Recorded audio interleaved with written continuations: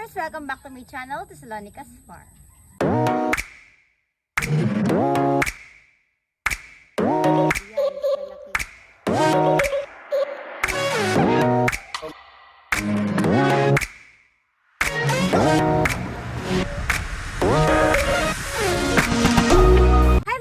For today's video, so meron na naman tayong mga manok na for sale dito sa aking farm. So ang breed dito mga for sale natin is mga Shamo. So ayan, meron na tayong mga Shamo na napalaki dito sa farm at siguro mga 4 to 5 months to. So ito ay ready to release na, pwede itong ibenta, pwede ready to pick up at ready to deliver dito sa Bohol area. So kung taga Bohol kayo, pwede kayong kumontak sa akin para bumili ng mga Shamo. Then, if ever outside sa Bohol, so mag-chat na lang tayo or mag-usap kung paano ko po may papadala. Kung hindi ba tayo mahihirapan magpadala ng livestock outside Bohol. So, let's go. Pasok na tayo. Nisipon ako, mga nisipon tayo.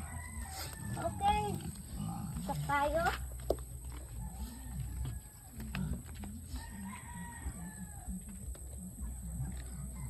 So, ayan yung mga Shamo. So, ipakita mo muna ng malapitan. Ayan.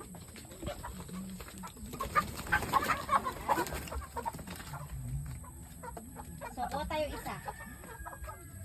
Tangkad, oh.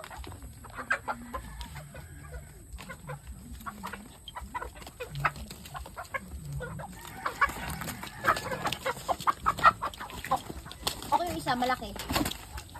Isa. Ito, ikaw. Huli! Huli! Ang lakas! Sandali lang, i-flex lang kita. Ang laki Hindi. Shamo! So ito mga farmers yung sample ng binibenta natin na Shamo. So yan, tingnan nyo kung gaano siyang katangkad. Yan. So ito mga farmers yung ating isang first Shamo na ipapakita. Grabe katangkad Ayan o, basketball player ang dating. So ito ay, ewan ko lang, parang doon ko siguro tong bloodline nito. Hindi ako masyado Hindi ako masyado maalam sa bloodline ng mga Shamo dito sa farm na mga na-breed ko. Pero yung mga breeders na nakuha ko, Dumpo, Jutako, yan yung mga ganyan yung nabili ko sa mga breeders na Shamo dati na binilhan ko. At ito mga to is mga anak na. Ayan. So for mga 4 to 5 months itong mga ito, lahat ay ipapakita ko sa inyo. At ito po ay ready na ibenta. Ay! So medyo malakas talaga kasi yung maintenance po sa pakain sa Shamo. Pero if ever gusto niyo talaga mag-breed ng mga ganitong klaseng mga mamahaling manok, so eto, mura ko lang 'to ibebenta.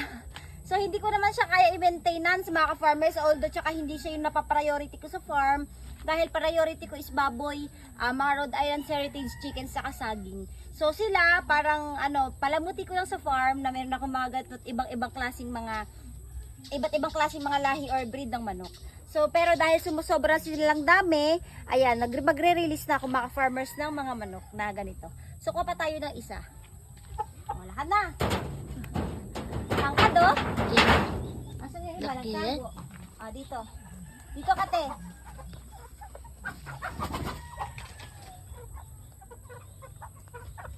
Ay, nakawala yung isa.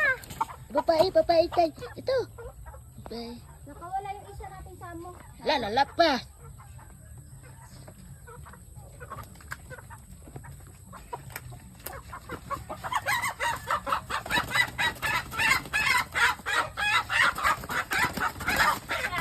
Baay.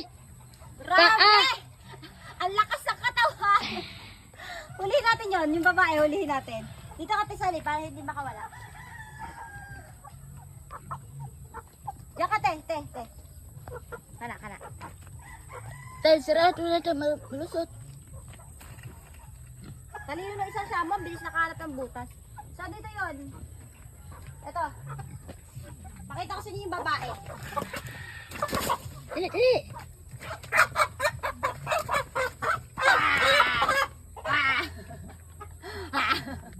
Galit rin. Kas. So ito mga farmers babae. Ayan. Oh, tayo ka lang. Ipapakita lang naman kita. Nagagalit ka pa. So ito mga farmers babae na 4 to 5 months Shamo.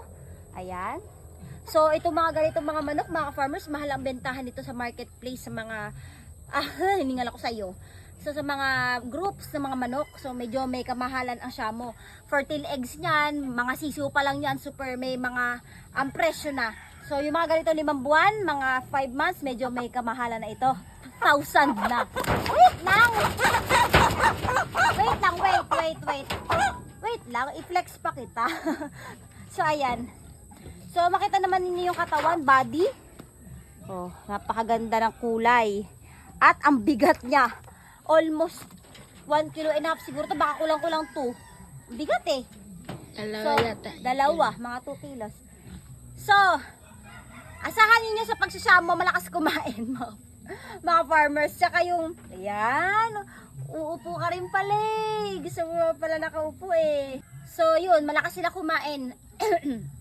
Sa mga sakit naman, hindi man sila masyadong kapitin ng sakit mga ka-farmers. If ever, marunong naman kayo magbigay ng mga tamang supplements tsaka vitamins sa mga manok. So, mabilis na maiwasan yung pagiging sakitin ng manok.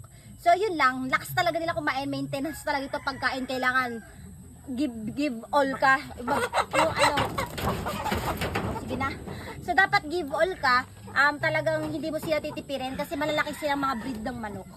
Kaya yun, medyo magre-release ako ng manok ng Shamo ngayon dito sa farm kasi nga, ang lakas sila kumain. So kung tayo dito sa kabilang area, meron pa tayo dito mga Shamo na ibebenta. Pakita ko pa sa inyo. Lepas. Wala isa oh? Nawala. Lepas. Labas si Sally. Yun, nakalabas yung isa. Pakita mo yung isa, nakalabas. Pakita mo yung isa, nakalabas. Nakawala sa lungga. Babae. Babae. Babae. Tayo. So ito, second kulungan ng mga Shamo. So dito nakalagay yung mga Shamo ko. So ito pala mga Shamo ko na ito. Pasok na tayo. Pasok ate. Pakita mo na manok te. Pakita mo manok.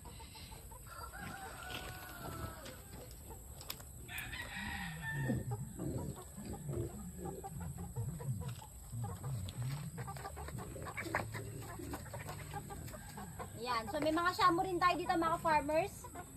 So ayan yung itsura. Lapit mo te. Lapit. Lapit pa te. So yan. Mga for sale din yan. Titigan ninyo at ano, kilatisin. Kuha tayo isa. Ay! Dito, dito, dito. Teka. Sige. Baka wala lahat. Go. Dito tayo te. Yan ka te. To. Huli na to. Hindi na to makawala.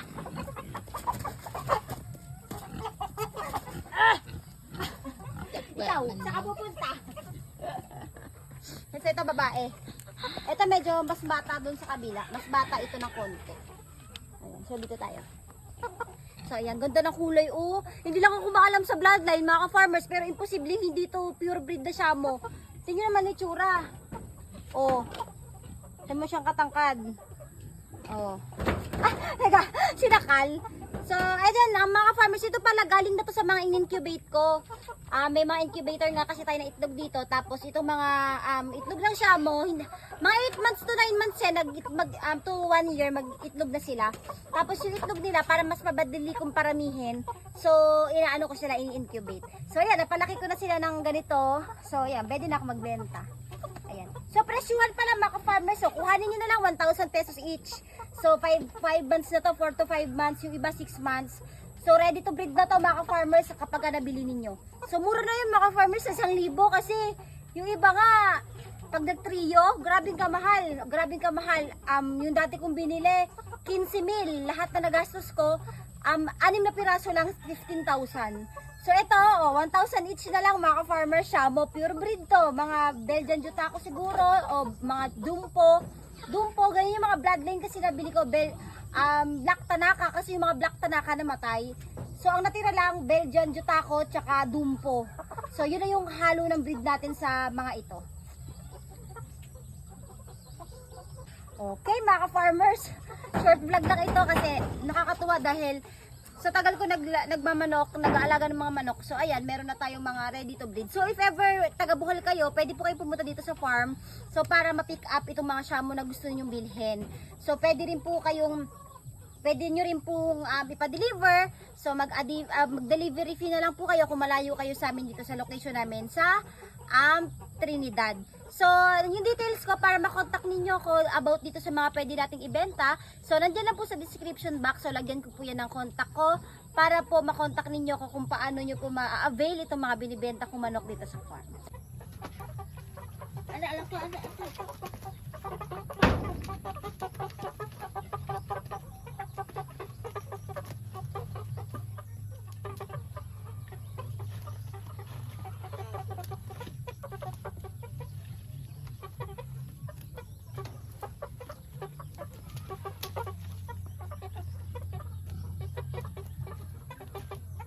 So yun lang mga ka-farmers, maraming salamat sa panonood. Kung nagustuhan nyo itong video na to, please like and subscribe sa aking YouTube channel.